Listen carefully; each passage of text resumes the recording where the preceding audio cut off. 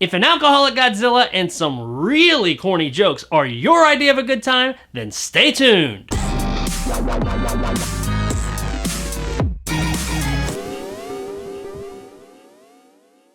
Notzilla is brought to us by director Mitch Teamley and follows a group of scientists in a secret underground facility that are battling an alcoholic kaiju on American soil. And some really corny ass jokes. Notzilla is through and through a homage or love letter to 1950s and 60s monster movies, most notably of course Godzilla. It has a super low budget feel because it is, but that does work in its favor because it's trying to emulate those monster movies of the 50s and 60s that they themselves were super low budget. And when I say low budget, I mean low budget. They got like airplanes on strings and trains that are clearly toy model trains, toy tanks and cars. They've even got army men, like the toy army men, standing in for army men, like real men, on the battlefield. But that is the joke here, where they're emulating that old school style that used all those miniatures that were clearly miniatures. And this movie absolutely revels in every bit of it. Pretty much every scene of this movie is laced with nostalgic throwbacks to those old school films. All the way up to the monster itself that you can clearly see the zipper in the suit that goes all the way down the middle, complete with big thumb ring to unzip the suit just dangling around the whole time. The movie as a whole is just ridiculous to all new levels, but it is 100% aware of that from beginning to end. This movie is bad, but it's meaning to be, and that's kind of the joke. And in that way, it's kind of good. The story, like the rest of the movie, is just ridiculous, but it does fall in line with those old school monster flicks from days past. Though here, what causes our prehistoric monster to grow to skyscraper heights is not nuclear radiation, but alcohol. Yes, the scientist that's there the night that this cute little creature hatches from its egg decides to give it some beer, and that causes it to explode to skyscraper heights. And then Notzilla spends the remainder of the movie walking around the world trying to find more beer. So, an alcoholic Godzilla. Why not? The performances, like everything else, fall in line with that old school monster movie style. They are decidedly hammy, corny, and cheesy through and through. And pretty much everything that comes out of anyone's mouth in this movie is a bad pun or corny ass joke. And speaking of those corny ass jokes, they are non-fucking stop in this movie from beginning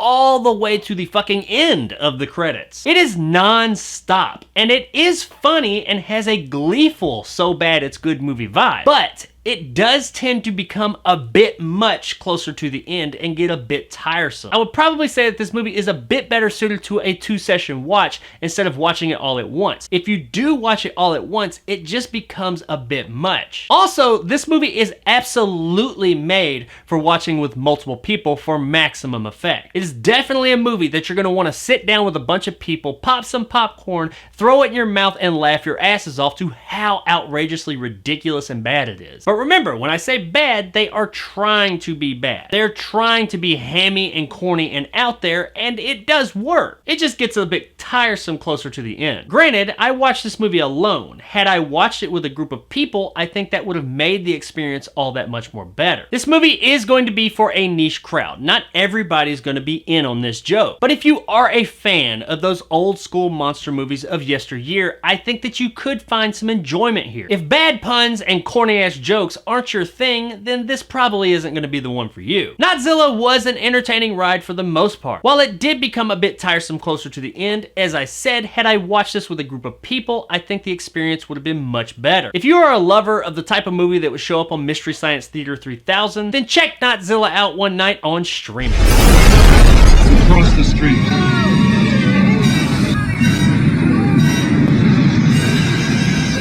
This was an entertaining little love letter to 1950s and 60s monster movie schlock. And while not for everyone, if you are in on the joke, then check this one out one night and I think you'll love it. So there it is, guys, my review of Notzilla. If you enjoyed and want more content like this, hit that subscribe button and help my little channel grow. If you liked what I had to say, give me a like. If not, let me know in the comments below why. And as always, stay sexy, Cincinnati. How's it look, Kenny? Kafkaesque. Action. He's bouncing them around as if they were nothing but toys.